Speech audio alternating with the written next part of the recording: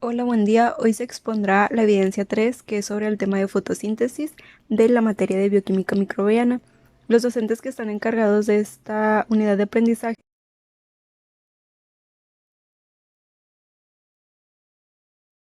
el equipo está conformado por Cosby América González Torres, Laura Adamaria Costa Saldívar, Ángel David Molina Pérez, Omar Alejandro Rangel Chávez y Tomás Guillermo Guajardo Rodríguez.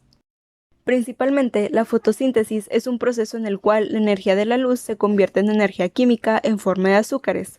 Se crean moléculas de glucosa a partir de agua y dióxido de carbono, mientras que se libera oxígeno como subproducto.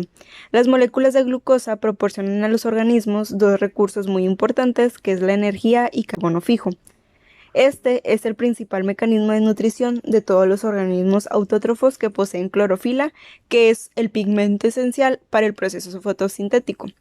Después de la fotosíntesis, las moléculas orgánicas sintetizadas pueden ser empleadas como fuente de energía química para sostener procesos vitales, como la respiración celular y otras reacciones que forman parte importante del metabolismo de los seres vivos. Para este mecanismo se requiere de la presencia de clorofila, que es un pigmento sensible a la luz solar, que les da a las plantas y las algas su coloración verde característica. Este pigmento se encuentra en los cloroplastos, organelas celulares de diversos tamaños que son propia de las células vegetales. Existen dos tipos de fotosíntesis en función de las sustancias que son utilizadas por el organismo para llevar a cabo la reacción. Está la fotosíntesis oxigénica y la fotosíntesis anoxigénica. La fotosíntesis oxigénica se caracteriza por la utilización de agua para la reducción del dióxido de carbono que es consumido. No solo se producen azúcares que son útiles para el organismo, también se obtiene el oxígeno como producto de la reacción.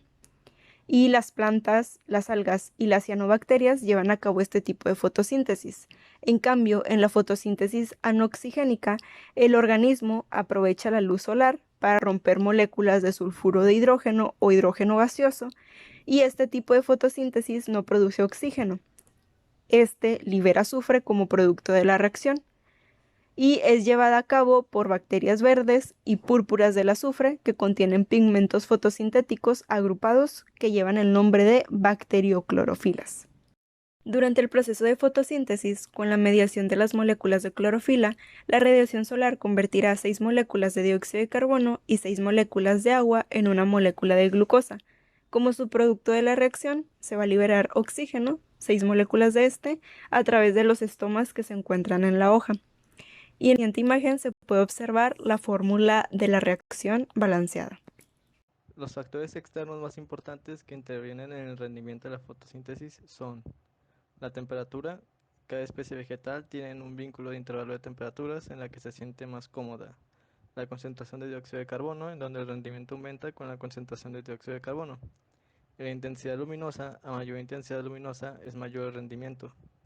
El tiempo de iluminación. Existen especies que presentan una mayor producción fotosintética cuanto mayor sea el número de horas de luz. El color de la luz. Dependiendo del color de la luz y de las características de la especie, la conversión fotosintética es distinta.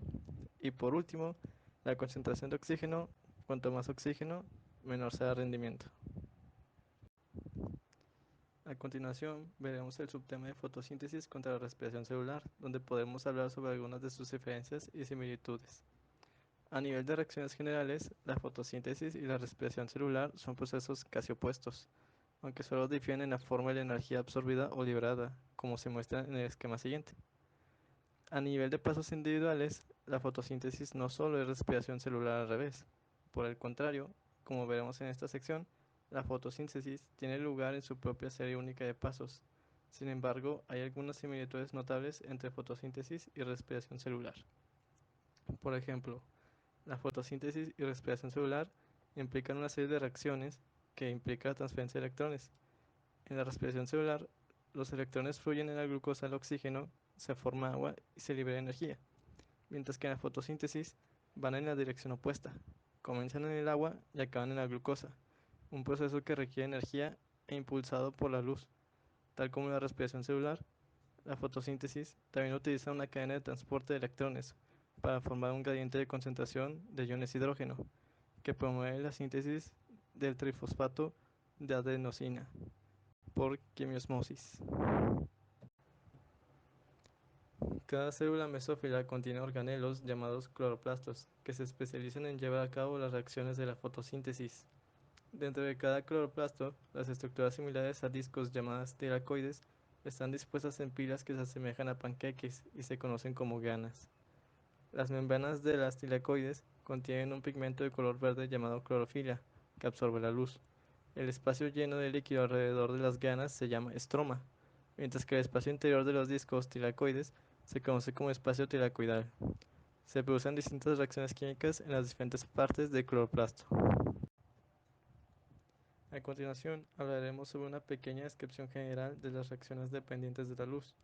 Las reacciones dependientes de la luz usan la energía lumínica para formar dos moléculas necesarias para la siguiente etapa de la fotosíntesis: la molécula de almacenamiento de energía ATP y el portador de electrones reducido NADPH.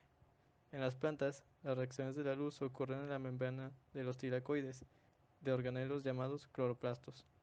Los fotosistemas, grandes complejos de proteínas y pigmentos, siendo estas moléculas que absorben la luz, que son óptimos para recolectar luz, son clave en las reacciones luminosas.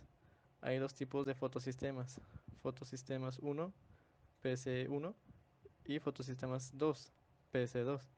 Ambos fotosistemas contienen muchos pigmentos que ayudan a recolectar la energía de la luz, así como un par especial de moléculas de clorofila en el corazón, o centro de reacción, del fotosistema.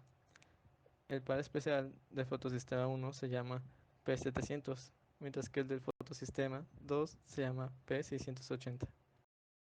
Los pigmentos están organizados junto con proteínas en complejos que son llamados fotosistemas. Cada fotosistema tiene complejos que absorben la luz que contienen entre proteínas, 300 y 400 clorofilas y entre otros pigmentos. Cuando un pigmento absorbe un fotón, este pasa a un estado de excitación. Esto quiere decir que uno de sus electrones se eleva a un orbital de mayor energía. La mayoría de los pigmentos de un fotosistema actúa como un embudo de energía y pasa la energía hacia el exterior a un centro de reacción principal.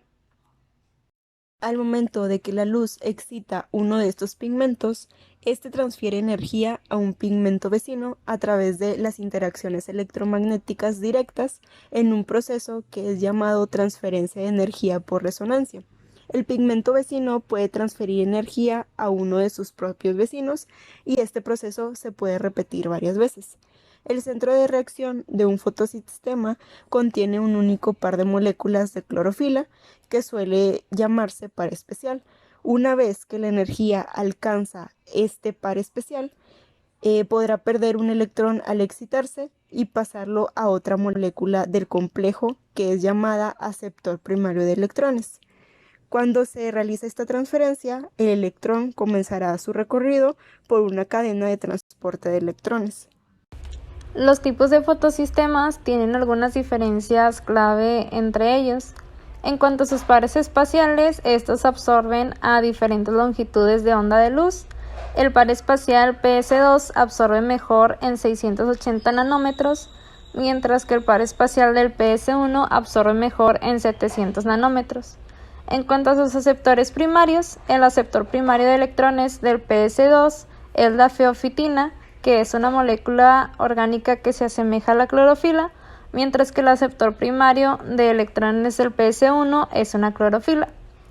Y en cuanto a su fuente de electrones, el centro de reacción del PS2 obtiene electrones del agua, mientras que el centro de reacción del PS1 se abastece con los electrones que fluyen hacia abajo de una cadena de transporte de electrones del PS2.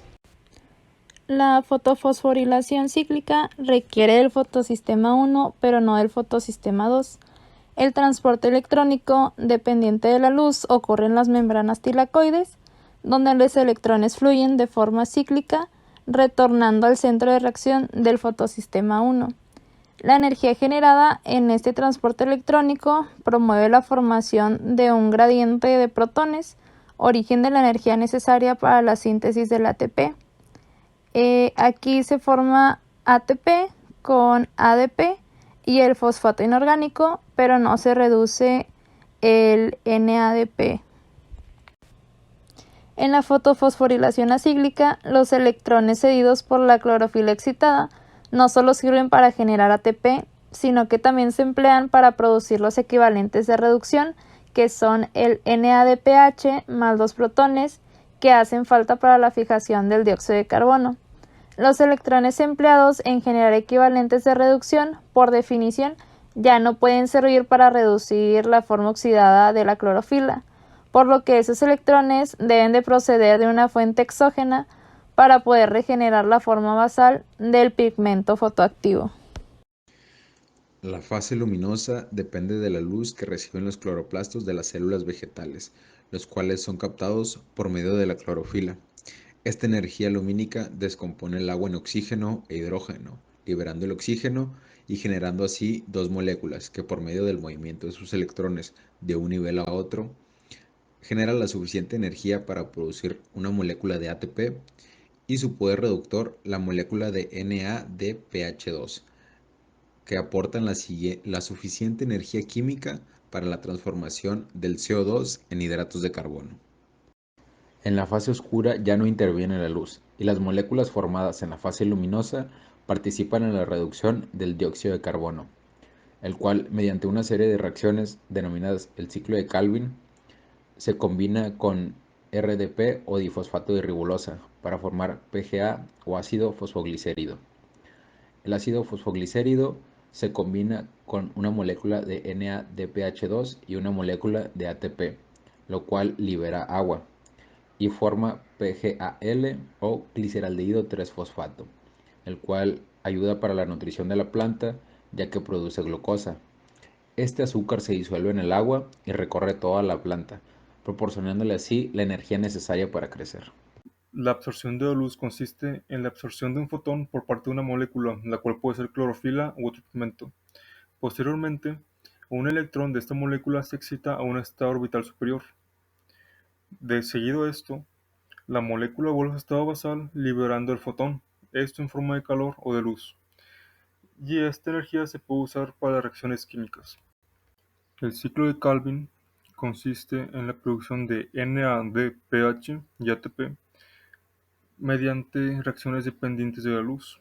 El agua se convierte en un buen donador electrónico por la luz solar, produciendo oxígeno, y el NADP se reduce a NADPH.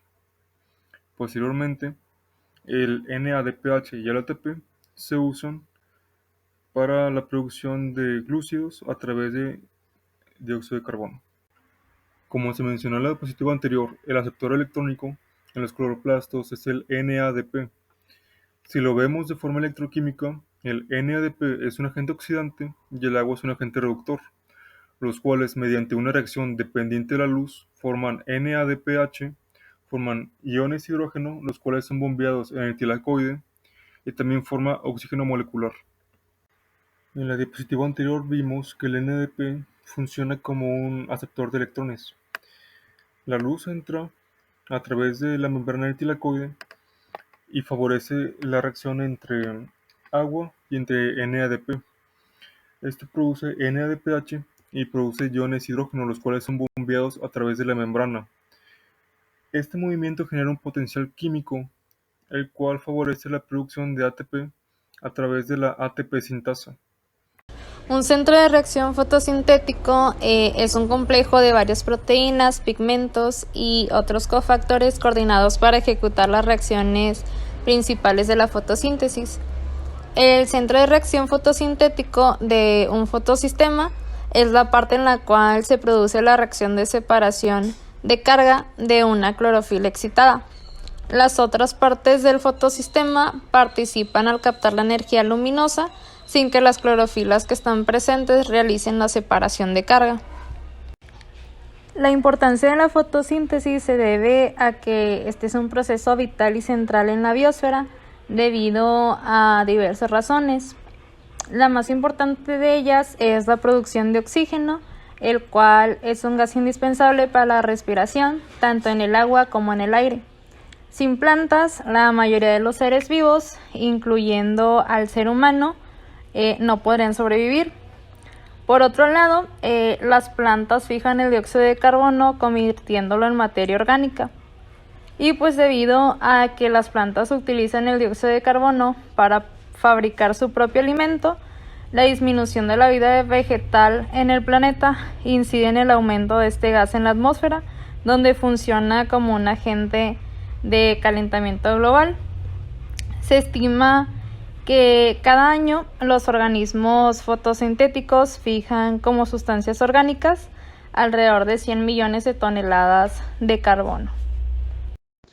A pesar de que estamos vivos gracias al proceso de fotosíntesis, el cual nos provee de oxígeno a todos los seres vivos, no siempre se es consciente de la complejidad del proceso.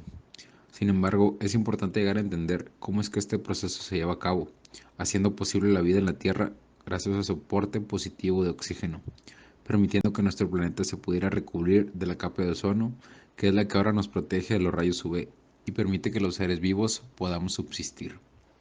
Sin embargo, al estudiar cada una de sus partes y ver cuáles son las reacciones químicas que se llevan a cabo, para nosotros poder disfrutar del oxígeno que respiramos, apreciamos en mayor medida la importancia que presenta el mundo vegetal para la vida en nuestro planeta Tierra.